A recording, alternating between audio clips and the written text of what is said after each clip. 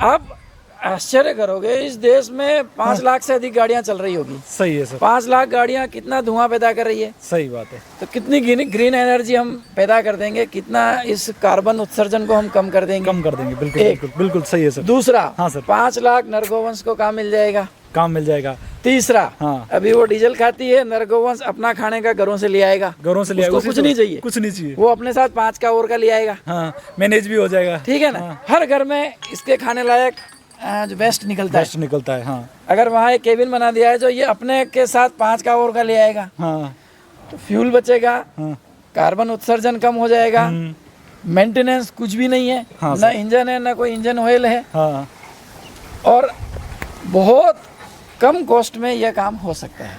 बिल्कुल बस समाज को और सरकारों को इस दृष्टि से सोचना चाहिए। जरूर। और ये जो ग्राम पंचायत स्तर तक हमने जो कचरा संग्रहण की व्यवस्था की है, यह इन पहलवानों के जिम्मे कर दी जाए हाँ, और इनको उसके लिए ट्रेंड कर दिया जाए, हाँ, तो एक बहुत बड़ा बदलाव इस देश में देखने को मिल सकता है। बिल्कुल। दिल्ली का चांदनी चौक मेरे ख्याल से भारत के व्यस्ततम जो रूट है या जगह है उनमें से एक है। उनमें से एक है। हाँ, आदमी को आदमी से चलने के लिए भी सट के चलना पड़ता है, जो गए हैं वो जानते हैं। सही है। वहाँ पर मैंने बैलगाड़ी चलते हुए देखी, और मेरे फेसबुक पे मैंने वो पोस्ट भी डाली है हाँ, कि वहाँ माल ढोने के लिए बैलगाड़ी का उपयोग हो रहा है। अच्छा। दिल्ली की खारी बावली में अभी भी बैलगाड़ी का उपयोग हो रहा है। हाँ, तो जब दिल्ली की खाड़ी बावली में बैलगाड़ी का उपयोग हो सकता है, हाँ, हाँ, दिल्ली की चांदनी चौक में हो सकता है, तो हमारे यहाँ चित्तौड़ में, भीलवाड़ा में या नीचे के जिलों के में क्यों नहीं हो सकता। वो एकदम यूँ कह रहे हैं कि रुई का बच्चा, जैसे हमारे बच्चे आजकल हम बनाने में लग रहे हैं, रुई के बच्चे फोए पैदा कर रहे हैं। सही है। वो देखने में बढ़िया दिखेंगे गुलगुले, हाँ, हाँ, पर थोड़ी बारिश आता ही वो रोने लग जाएंगे, बीमार हो जाएंगे, हाँ, फट से बीमार हो जाएंगे। गर्मी आएगी तो उनको ऐसी चाहिए, नहीं तो वो सही बीमार हो है, जाएंगे। सही है। तो जो ऐसा खीरा है या जो ऐसा गाय का दूध है जो बहुत सुविधापूर्ण वातावरण में रह रही है, वो हमें स्ट्रेंथ कैसे पैदा करेगी। बिल्कुल सही एक बात। बेसिक बात पूछना बता रहा हूँ मैं इसका कोई वैज्ञानिक नहीं हूँ, पर एक सामान्य बात। सही अब बात। जो गाय गर्मी में सहन कर रही है, तो उसका दूध हमें गर्मी में सहन करने की स्ट्रेंथ देना चाहिए। सही है। ये एक है तर्क। तो मुझे तो वो जस्टिफाई नहीं लगी। अच्छा। मैं गुजरात में भी कई गौशालाओं में गया, वो कहते हैं कि ये 20 लीटर की गाय का बछड़ा है, पर जब मैं कहूँ गाय दिखाओ, और गाय की मिल्किंग आती है तो 6-7 लीटर तक हो जाती है। अच्छा। वो कोई 20 लीटर मतलब 10 लीटर आनी चाहिए, तो वो आती नहीं। वो कहते हैं तब देती थी ये। हाँ, तो ये एक बात है। हाँ, मतलब उनके पास पुख्ता। हाँ, एक तो पुख्ता बात नहीं है, दूसरी बात ये है कि कोई अपवाद हो सकता है। भाई सामान्य नियम ये है कि देसी गाय है तो 6 लीटर, 7 लीटर, 8 लीटर बस इससे ज्यादा नहीं है। हाँ, इससे ज्यादा इससे ज्यादा नहीं है। पकड़ना नहीं चाहिए। सही बात है।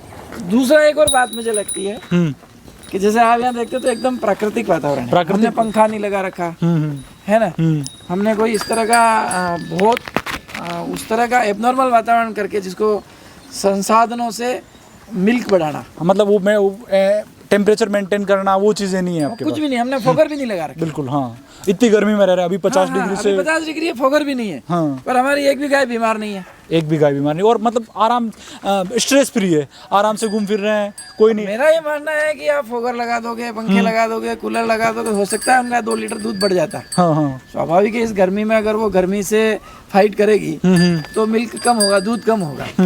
और मेरा ये मानना है कि ऐसा करने से वो जो दूध की गुणवत्ता है वो ठीक होगी।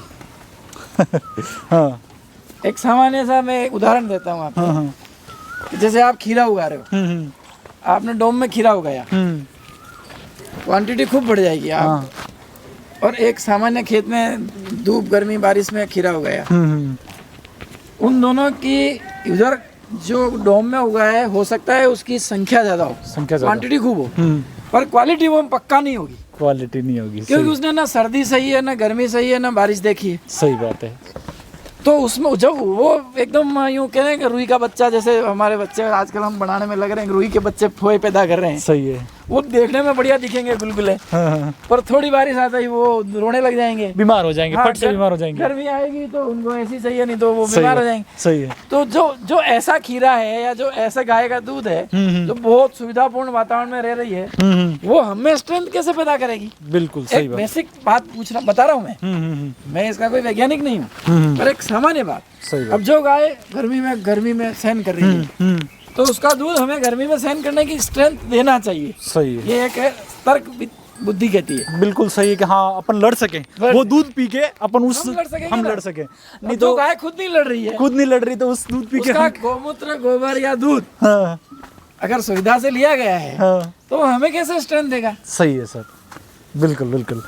सर जैसे कि आपके फार्म पर मतलब इतने 40 से 45 आपने नर बच्चे रख रखे हैं ना, ठीक है, तो इनको इतना अच्छा मेंटेन कर रखा है, जैसे मतलब कोई मारेगा नहीं, एग्रेशन गुस्सा बिल्कुल नहीं है इन जानवरों पे, इतना तनाव फ्री रहने का कारण क्या है सर? देखो दो बात है। हाँ, एक तो क्या है कि हमने सबको खुला रखा हुआ खुला रखा है, हाँ, है ना। हमें बंधन किसी को भी अच्छा नहीं लगता, जीव मात्र को बंधन प्रिय नहीं है।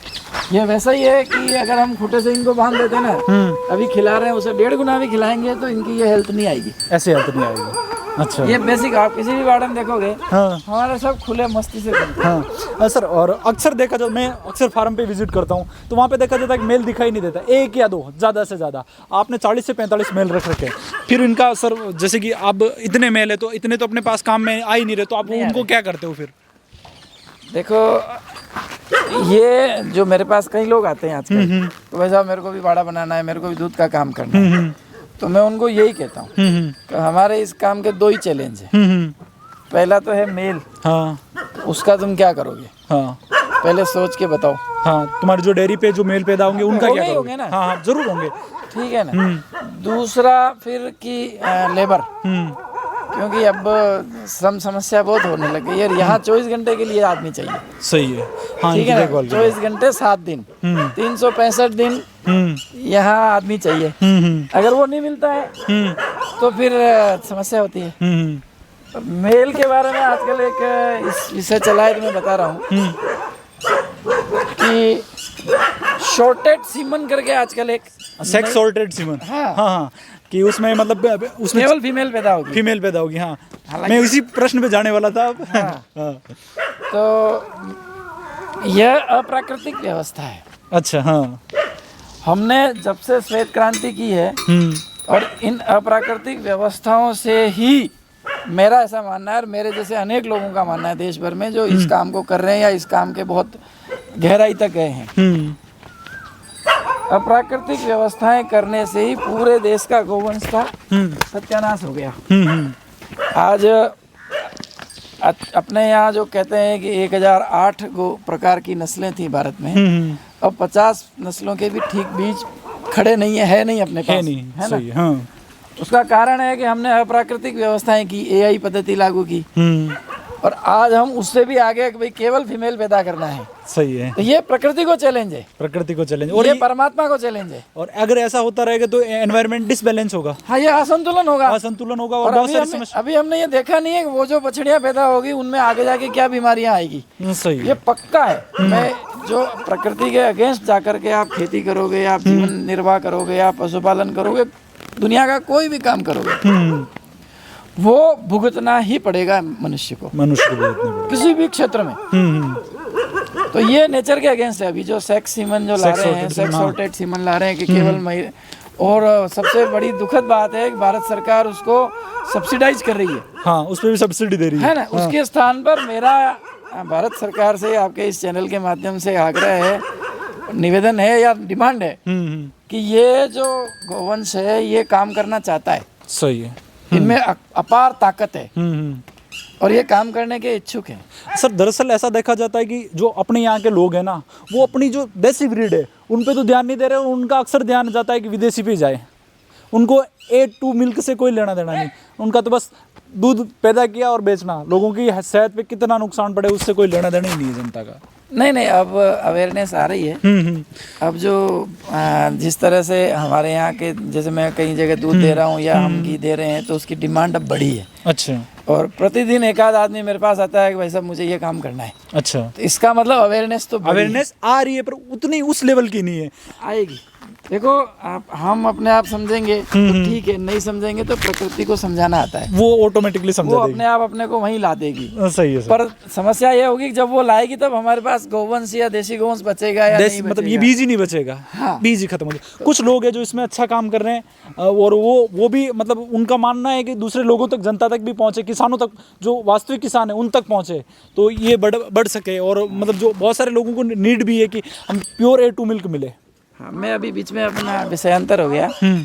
हम ये कह रहे थे कि इनका क्या किया जाए, और शॉर्टेज सीमन को सरकार सब्सिडाइज कर रही है। मेरा ये कहना है कि उस बजट को इनके लिए काम पैदा करने में लगाया जाए। अच्छा।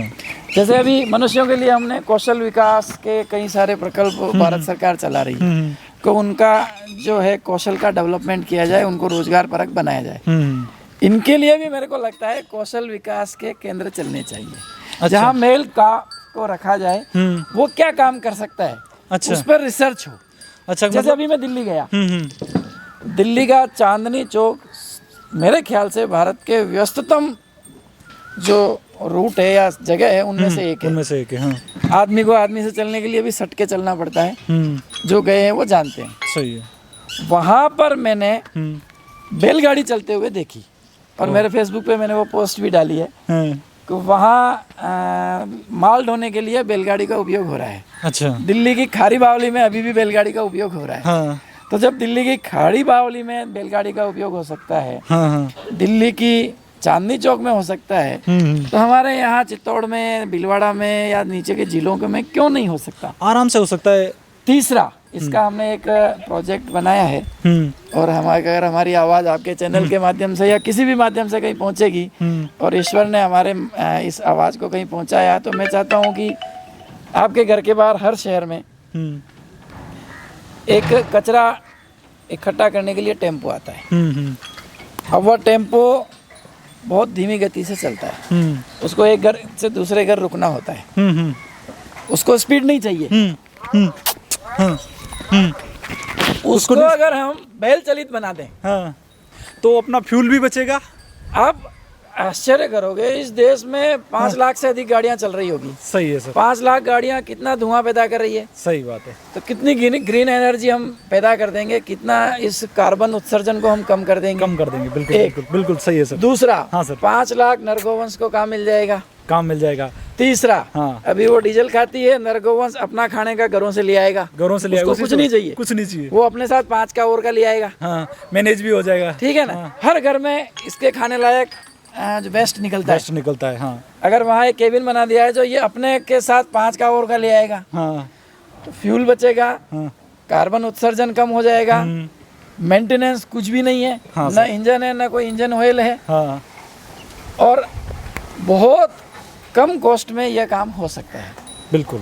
बस समाज को और सरकारों को इस दृष्टि से सोचना चाहिए। जरूर। और ये जो ग्राम पंचायत स्तर तक हमने जो कचरा संग्रहण की व्यवस्था की है, यह इन पहलवानों के जिम्मे कर दी जाए, हाँ, और इनको उसके लिए ट्रेंड कर दिया जाए, हाँ, तो एक बहुत बड़ा बदलाव इस देश में देखने को मिल सकता है। बिल्कुल बिल्कुल। ये आपकी जो सोच है ना, बहुत अच्छी है, और इस पे लोगों का ध्यान जाना चाहिए। बिल्कुल जाना चाहिए। मैं कई माध्यमों से ये कह चुका हूँ, और मैं अभी उदाहरण देके कह रहा हूँ कि दिल्ली के चांदनी चौक में जब बैलगाड़ी चल सकती है, तो बाकी जगह भी चल सकती है, ये पक्का है। सही है बस सर। केवल उस दृष्टि से सोचने की, उस पर काम करने की जरूरत है। ये सब काम करने को तैयार है, और इतने कोई भी मना नहीं करेगा, मेरा पक्का दावा है। सही है सर। ये चाहते हैं कि हमें काम मिले। हाँ, आप इनको अपमानित कर रहे हो, अपमान मत करो, इनको काम दो, इनका सम्मान करो। ये आपका बहुत काम करेंगे और बहुत थोड़ा खाएंगे।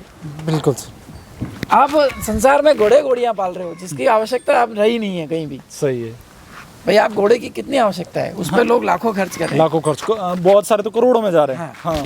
और ये खेती में काम आ सकता है, माल ढोने में काम आ सकता है, कई जगह पर ये उपयोग में आ सकता है। सही है। ये तो मरने के बाद भी काम आता है। मरने के बाद भी काम आता है।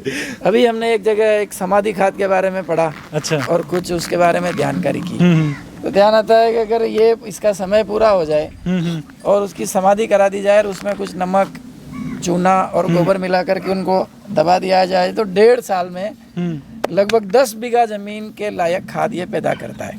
1.5 साल में एक जन मतलब एक मेल या कोई भी फीमेल अगर वयस्क है तो 10 बीघा से ज़्यादा जमीन के लिए खाद वो दे सकता है। अच्छा, और उसका खाद का नाम है समाधि खाद। समाधि खाद। ठीक अच्छा है। हाँ। तो अब आप अगर हर एक ग्राम पंचायत में एक जमीन अलॉट कर दो कि भाई ये गोवंश समाधि ग्रह है।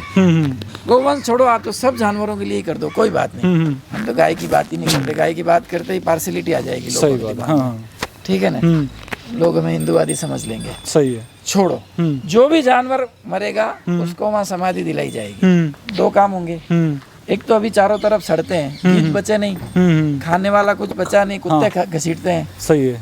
और उसकी जो स्मेल से समाज बीमार हो रहा है, बैक्टीरिया, वायरस, हाँ, हाँ वो ठीक होगा। आपको केवल 1.5 साल तक उसको रनिंग कॉस्ट करनी है। अच्छा। 1.5 साल बाद तो वो आपको कमाई देने लग जाएगी। बिल्कुल बिल्कुल। ठीक है ना।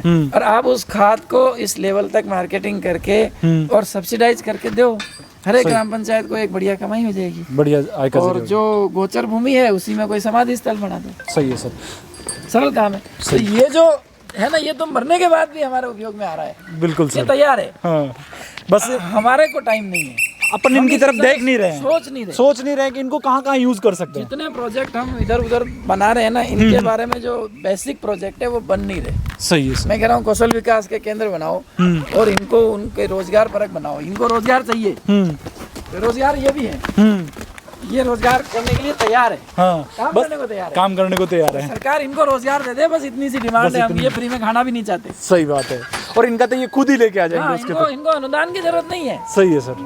किसी गाय को अनुदान की नहीं, सम्मान की जरूरत है, सम्मान, तो काम देने की जरूरत है। सही। बस इतना सा ये कर देना, बहुत बड़ा परिवर्तन आ जाएगा।